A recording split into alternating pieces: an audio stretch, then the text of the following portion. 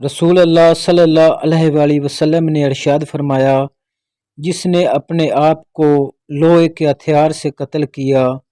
تو وہ ہتھیار اس کے ہاتھ میں ہوگا، وہ ہمیشہ ہمیشہ کے لیے جہنم کی آگ میں رہے گا، اسے اپنے پیٹ میں کھونپتا رہے گا۔ جس نے زہر پی کر خودکشی کی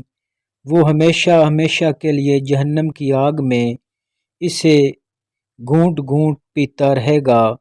اور جس نے اپنے آپ کو پہاڑ سے گرا کر خودکشی کی وہ ہمیشہ ہمیشہ کے لیے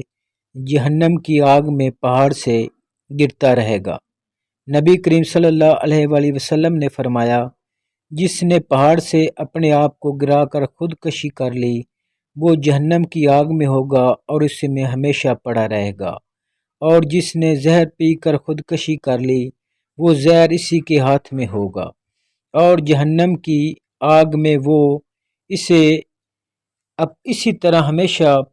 پیتا رہے گا۔ اور جس نے لوہے کے کسی ہتھیار سے خودکشی کر لی تو اس کا ہتھیار اس کے ہاتھ میں ہوگا اور جہنم میں مارتا رہے گا۔